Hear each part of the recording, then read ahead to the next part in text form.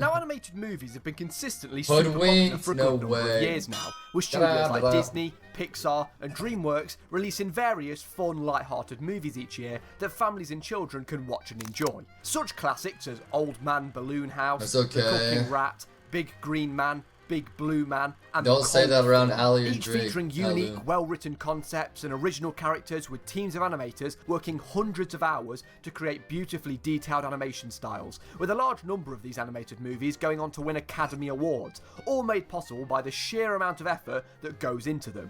All round, they're undeniably works of art in movie form. But we all have those animated movies you watched as a kid that you stick firmly in a strange back corner of your brain, holding them in a different state of nostalgia over all the other. Do you remember Dougal? That has a weird back memory, like weird memory from me.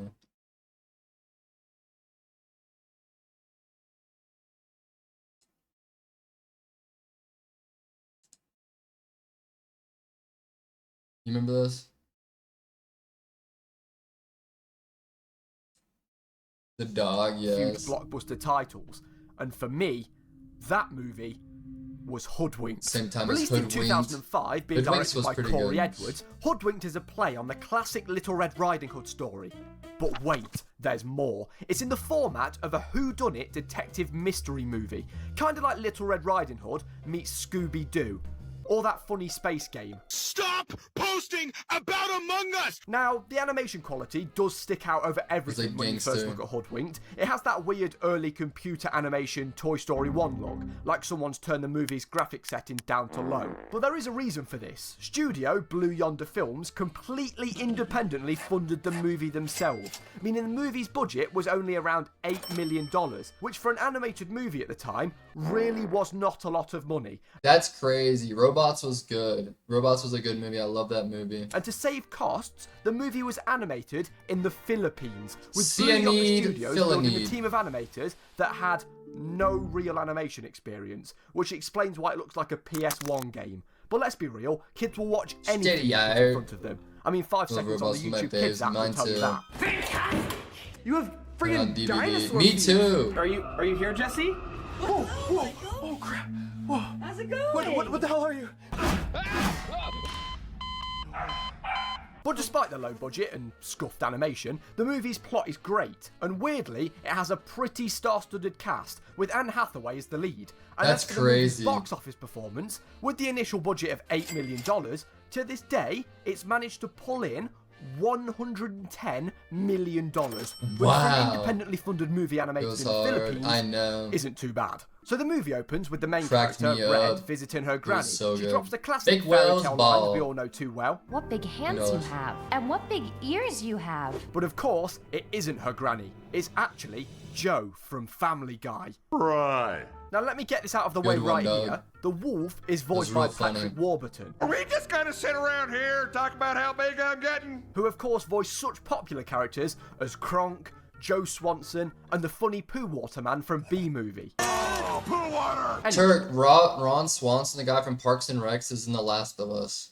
Red and the wolf get into a slight altercation, and we discover that real Granny was tied up in the closet this whole time. But before all three of them can get into a fight, an axe-wielding maniac smashes through the window.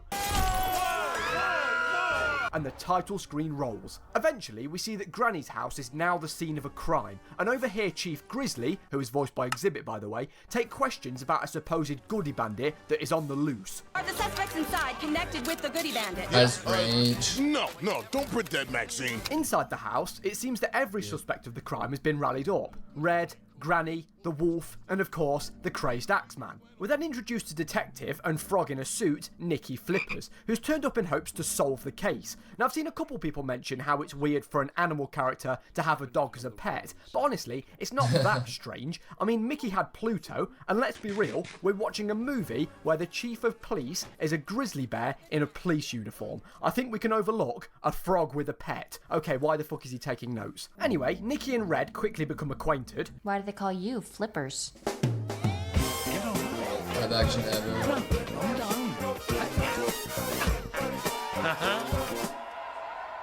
No reason. And he sits her down for a police interview so we can hear Red's account on how the crime took place. We learn that her day started like any other, riding her bike to make deliveries for her granny's delivery shop. Oh yeah, the movie is also a musical, and boy does the music slap.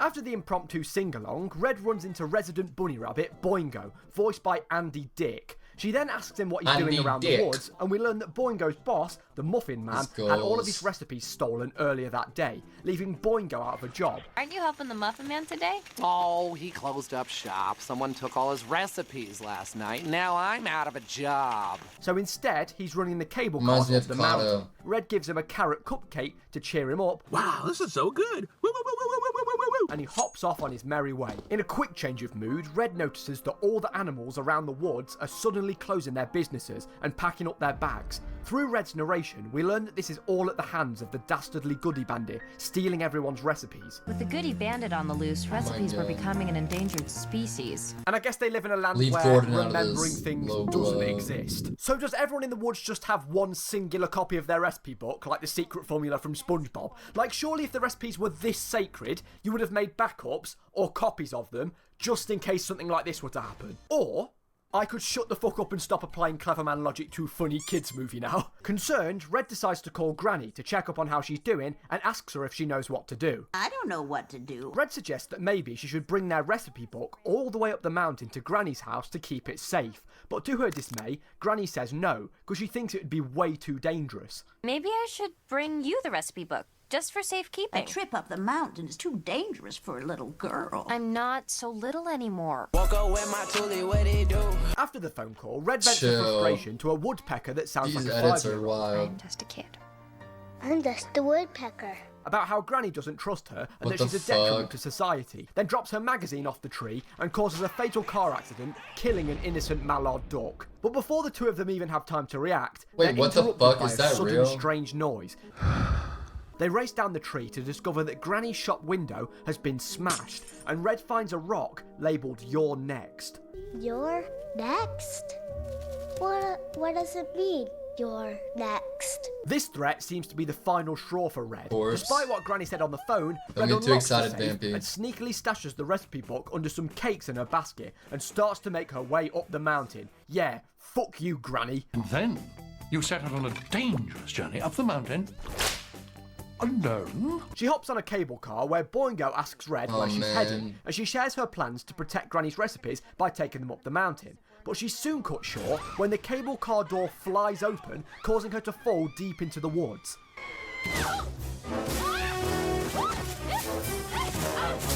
She gets her photo taken via squirrel mouth camera and comes across a scary large footprint in the dirt. Is it Bigfoot? Bigfoot confirmed? No, it's just Patrick Warburton again. I'm Patrick Warburton. Wolf asks Red what she's doing this deep in the woods and demands to see what's in The the forest basket. is She crazy. of course says Scrum! no, and he roars at her to scare her off, I guess. Let me have a look.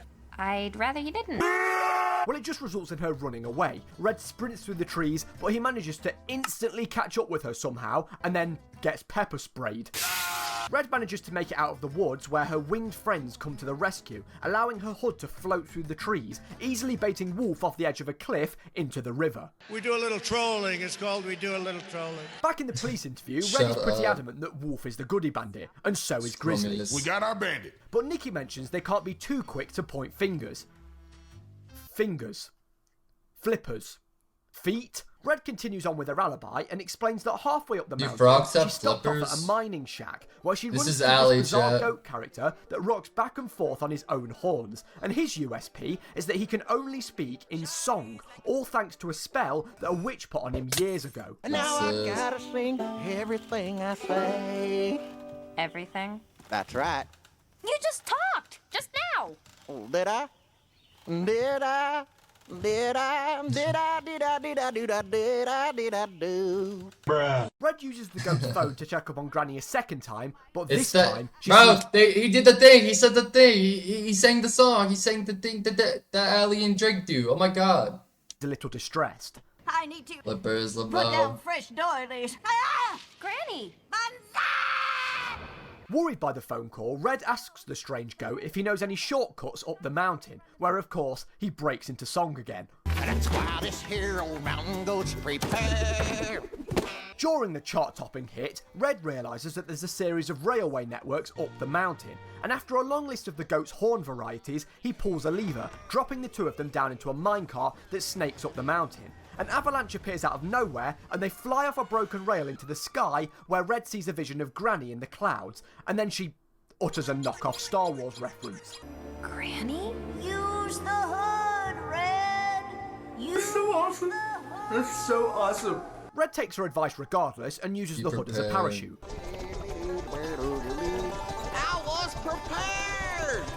And we learn that it was here on the timeline that Red visited Granny that we saw at the start of the movie. First, I was attacked by that crazy wolf. Then my granny jumped out of the closet. But she was tied up. Only he was screaming. Like a maniac. That wolf Moist critical. After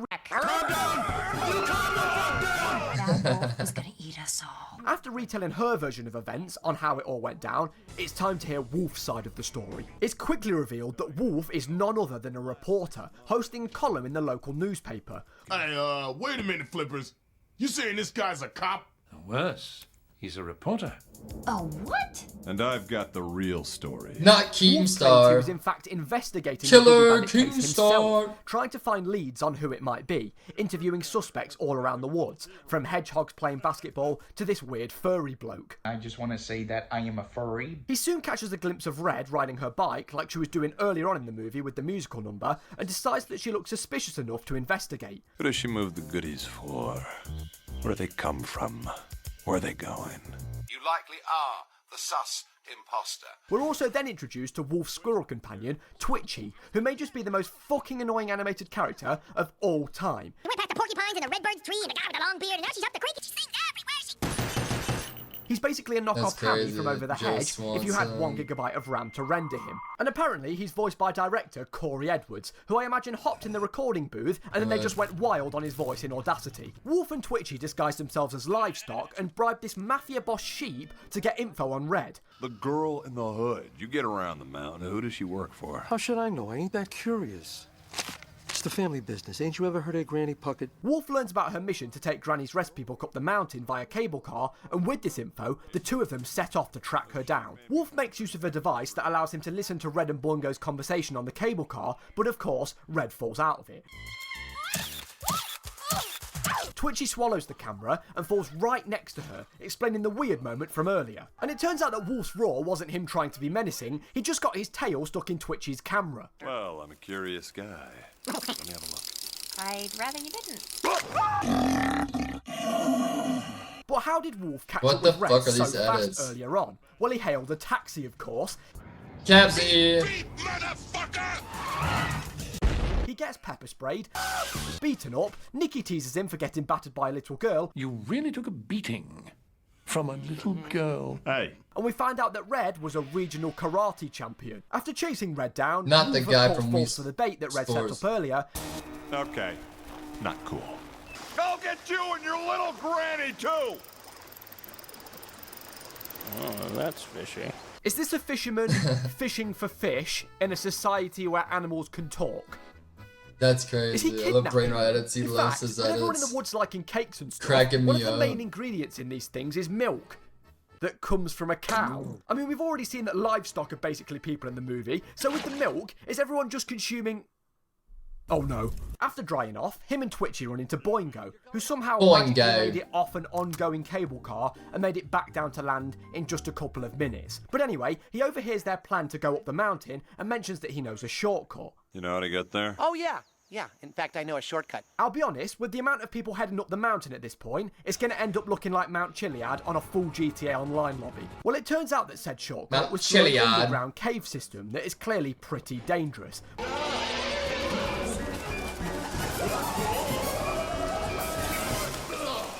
But they eventually find a way out in the form of a heavenly lit Milking ladder. is wild. They climb up. Stop with these edits. Eventually find a way out What in the is form of a this? heavenly lit ladder. They climb up, narrowly dodge a passing minecart, and this gives Wolf an idea. Before we know it, the two of them are hurtling up the mountain. I just don't like that it makes me smile and giggle, bro. What's that? What? Sounds like an avalanche. I'm brain rotted Well, just like the Twitchy, rest of that's you. natural. It's just Old Man Mountain showing us who's It's boss. And the two of them head into a dark cave. Thankfully, Twitchy lights up a candle, soon realising that it's actually Bean and meat cane. Oh, must be Italian. Panicking, they drop the stick of dynamite, in turn lighting up an entire stack of the stuff. So Wolf quickly tosses that shit out of the car, and I'm sure you can guess where this is going.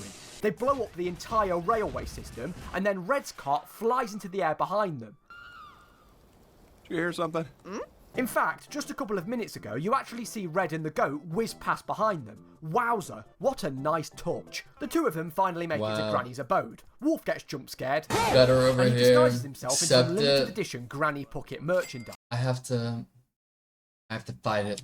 They hear Red coming, Wolf shoves Twitchy in the closet with a tied up Granny, and he gets ready for his big moment. But before we can hear the rest of the story, Grizzly makes an observation. You said the old lady was already tied up? How did that happen? But Wolf claims he honestly had no idea why Granny was already tied up in the closet. I just write the news, Chief. I don't make it. And Nikki thinks it's finally time to speak to the unexplained link in all of this, the axe maniac himself. You're a big fella, aren't you? Shop at the big and tall store, eh? This is a big and tall mistake. Now, he may just be the most disturbing character in the entire movie. Why is there a I guess random... they spent all their budget before they made this guy. His eyes are permanently bolted open, his arms are smooth, hairless blobs, and his beard looks like an extension of his face. But before we find out how the Axe Maniac fits into the crime, we have a Granny word of Freak from our Cinema. sponsor.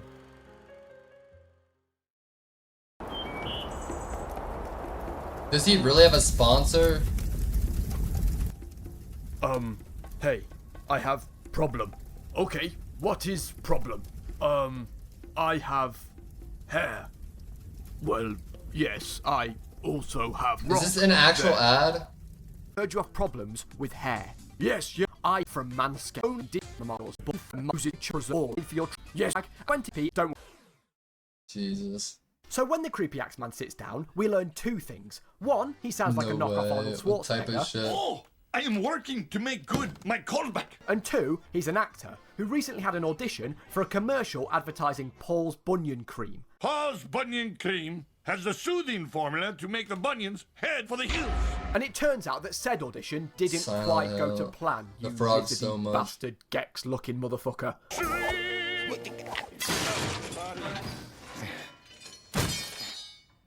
Yeah, so listen, we'll look at your tape and we'll give you a call, okay? Thanks for coming in. Have a nice life. Depressed and down on his luck, we see him wander out to his truck, which we also saw at the start of the movie, to start his day job of selling schnitzels. Schnitzel. Which results in one of the creepiest musical numbers I have ever seen.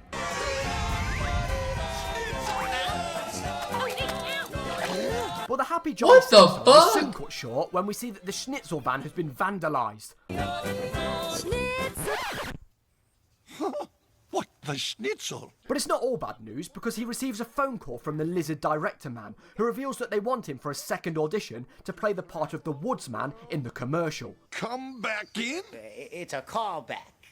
I had always heard about callbacks, but I had never gotten one. A callback? Bard don't remember So to get this. into character, he commits mass tree culling and increases the rate of global warming twofold. This is crazy. After destroying the entire forest, he comes across a behemoth of a tree and he goes to work, chopping at it all through the night until it literally defies physics. Welcome to physics.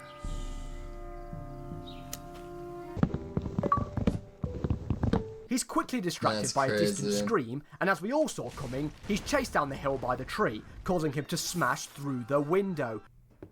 So, you didn't jump through the window, you were pushed. Yes. See, it all makes sense now, except it doesn't because we still don't know why Granny was tied But where's up. the big-ass so, tree at? it's time to hear from the old lady herself. Then it all points to Granny. Now, before Granny can even sit down, Red is pretty quick to point out that she'll have nothing to do with the crime because she's just an innocent old lady. My granny doesn't keep secrets. And even if she did, she'd tell me about it. We tell each other everything. But it seems that this isn't the case. This old lady is leading a double life. You liar! Stop! The Police discover that the closet Granny was trapped in is full to the brim with sports trophies, and Granny has a tattoo on the back of her neck. Safe to say that this pensioner is quite the adrenaline junkie. In an intense montage, we see the extreme sports that Granny has been partaking in over the past couple of months, and learn that right after her phone call with Red, she headed off to her next big venture, the Extreme Dream Snow Competition, and there is no way that this many models on screen didn't crash the animation software. Granny meets up with her team and they inform her of their new race rivals from Europe, and I will give £10 British to anyone that can tell me what animal this is. I mean, what is this? Some sort of Rastafarian fox rat thing. What the fuck is that? What's that thing? The two teams ready up at the start line, and I take it back. This motherfucker is the worst looking character in the movie. Like any generic European villains, things go south pretty quickly, with Granny's skis being turned into a makeshift snowboard. But it seems this is no issue for her, as she absolutely destroys them via the medium of snowballs with absolutely no effort at all.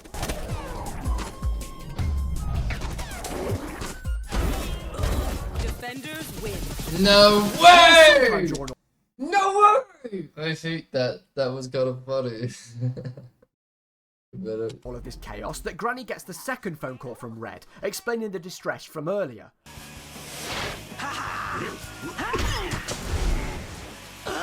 Gotta go, Munchkin. Granny gets in a tussle with the boss and finds herself hanging off the edge of a cliff at the hands of the creepy European man. And if the crazed Axeman sounded like a knockoff Arnold, this guy definitely looks like one. You tell me this instant! Alright, we were hired by the bandit! Fuck it, that's 2 out of 2. Dolph isn't voiced by Ty Edwards, he's now voiced by Arnold. Bandit! He endgames Granny off the edge of the cliff and Granny dies. Granny is finished. No, of course she doesn't. She's prepared. She attaches a bungee cord as she's falling and manages to make it back up to the hill. Ah, finally, some bliss. Until she throws down 2 fucking grenades and starts an avalanche for absolutely no reason at all. What the fuck? Good night, Turk, love you. It's just Old Man Mountain showing us who's boss. Granny then pulls her parachute and floats softly through the clouds. It turns out it wasn't a vision Red saw earlier, it was the real Granny. She drops her golden piece of advice after seeing Red and saves her life, then drifts slowly through her chimney. She's finally home, but suddenly her parachute gets caught in the ceiling fan, quickly wrapping her up and shooting her into the closet, explaining why she was tied up this whole time. Twitchy gets thrown into the closet on cue, and the timelines collide for the 4th time. Another one? Back at the crime scene, Red is pissed that Granny was living a double life she never knew about, and then depressingly walks around the woods as she has her own version of Picasso's Blue Period, with flashbacks to her time spent with Granny in the past. But during all of the commotion, Red manages to sneak back into the house and steal the recipe book from under everyone's noses, sneaking back out of the house. Except, it isn't Red, it's Boingo. Wow. I never saw that coming. Boingo. If it wasn't already obvious, it's here that the others finally work it out. The only one who was with Red when she fell. No! Who knew a shortcut to Granny's. Oh, yeah. Yeah, in fact, I know a shortcut. Who fraternizes with evil ski teams when the schnitzel truck was schnitzeled. What the schnitzel? Not the bunny! I knew it. Never trust a bunny. Never trust a bunny. Grizzly and Nikki bolt into action, deploying their, men all over the wall. Why are the cops pigs? That's funny. Boys down to Red's place will need to head off the car. And bring in a police sketch artist. No, make it a cartoonist. All right, we gotta hurry to beat it down the mountain. Bill, get everyone in the car. Okay. Tommy, you can bring that evidence with you. Let's go. All right, you heard the chief. Not Let's in the move same it. Come car. on, keep it Get a moving. different Keep car. it moving. Let's go. The remaining 3 wander out of Granny's house to see that the schnitzel truck has been converted into a makeshift tank, driven by Boingo's henchmen, the team from earlier in the snow competition. Sharon!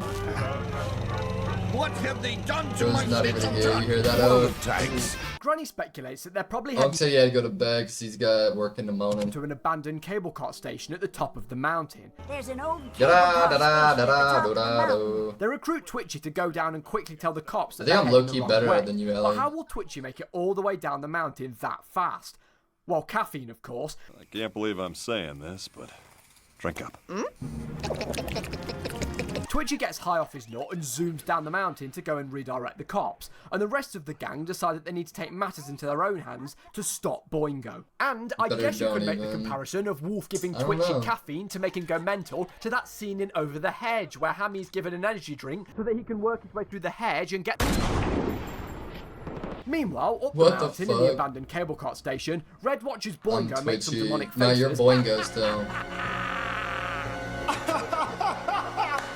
And then lunges at him. Go riff into it. The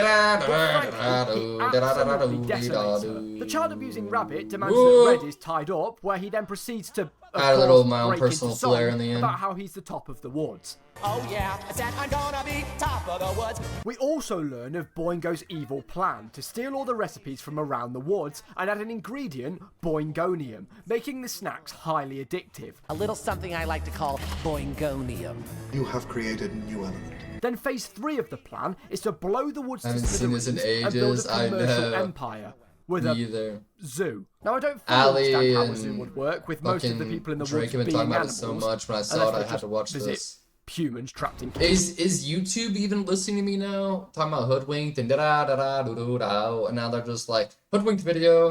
But anyway, Boingo has his big finish and they toss Red into a cable car full to the brim with dynamite. You've been hoodwinked, baby.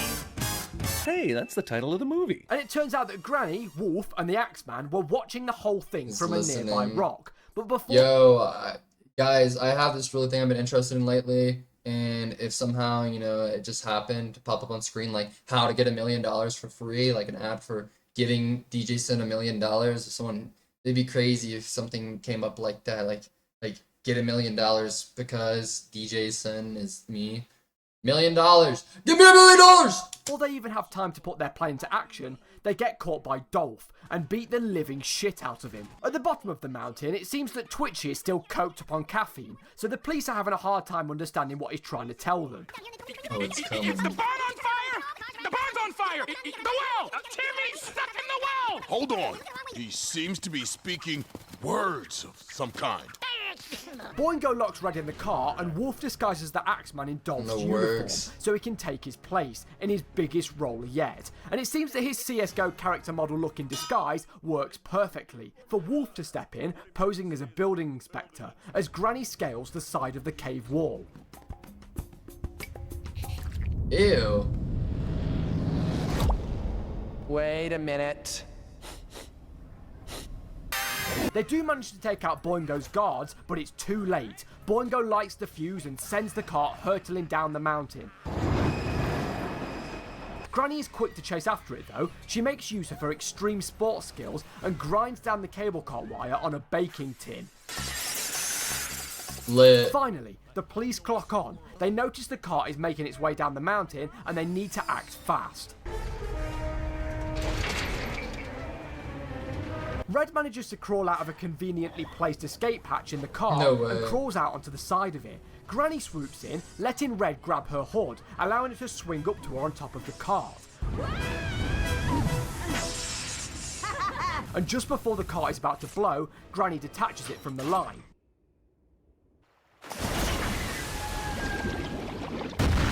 Yeah, no. Drake's bed was too comfy. But they're not out of the woods yet though. What the fuck? Warzone map nuked the end of Verdansk. But they're not out of the woods yet though. Verdansk is back now. I love that honestly. The movie's set in the woods. This guy stinks! Boingo and his men are still hot on their heels, but this doesn't faze Granny. She tells Red to use her golden piece of advice from earlier, and the two of them shoot up to safety, sending Boingo and the gang right into the back of a police van, while they'll be locked away forever on terrorism charges. Not bad for a little cookie maker. Thanks. I would have been happy about it. The hackers on it are nuts. They all take news interviews, and in a final clip, we see Nikki recruit the gang into the happily ever after agency. I saw that. And they all live. But after she heard the did-I part, you know, I was like, happily ever after. Until they made a sequel to the movie that did absolutely terrible and bombed at the box office. No way. Overall, is HoodWinked a forgotten masterpiece of a movie? Well, is it well animated? No, not really. That shit look like the battle pass. Does it have a lot of shut the fuck up pretty cliche movie tropes? Yeah, sure. But for saying that they had so little that to shit work look like with, the battle it really pass. didn't turn out too bad. The animation The isn't nuts. unwatchable. In fact, at Whoa. certain points of the movie, it had its moments. Sure, it didn't receive golden reviews from critics or audiences, but HoodWinked found itself in this weird dynamic where despite negative reviews, it was still doing pretty good at the box office. And yeah, okay, the big reveal of Boingo being a villain might have been pretty obvious watching the film back now, but why are you judging HoodWinked as an adult anyway, you big weirdo? I'm sure I can speak for millions when I say that I loved this movie as a kid, and I probably did fall hook, line, and sinker for the reveal when I watched it for the I've never first time. seen that. I HoodWinked's didn't know plot is there was pleasantly one. unique for an animated movie and makes for a nice. You guys choice remember Open Season? That was a good one too. to 4 linear stories from different perspectives interlink as the plot goes on. Not to mention the tiny little details the Yes. filmmakers added in to set out how the events I liked took place Open at similar Season. times chronologically in the movie. Me too. Like for example, Boogie remember Bear. Bro, Boogie Bear is literally Unk. What the fuck? Unk is literally Boogie, bro. Schnitzel song from earlier on in the movie. Really good. I'm calling him Boogie from now on. Well, Wolf actually tunes into that song when he's flicking through the frequencies on his radio with Twitchy and the Wolf. remember his little bear Dinkelman? Now that addition wasn't necessary and it doesn't change the movie in any way, but it's a cool detail to show you that the two events were happening at the same time. The movie might be a blatant rip-off of Shrek with all the fairy tale references dotted throughout the movie, but they admit that. Sure, the movie's a little rough around the edges, but that only adds to the whole feel of it. The story is great, the jokes are actually funny, the brilliant voice acting makes up for what the animation didn't, and the songs are That's catchy actually as fucking shit. hilarious, What isn't dog. there to like? We need to I watch honestly Open think if Season HoodWinked again. was slightly more popular, it could have been named alongside the big hitter animated movies of the time. Nah, the graphics were way too far behind. Chicken Little! It doesn't take itself too seriously either. It's not going for an Oscar. It's that weird, light-hearted animated movie that a good handful of people probably watched as kids and enjoyed. To be honest, it's not horribly bad, but it's also not perfection. It's just good. Good-winked. Overall, I think user CD Calendar summed it up pretty perfectly. 8 stars out of 10. Ha ha ha. Ha ha ha. Ha. Thanks to Manscaped for sponsoring the video.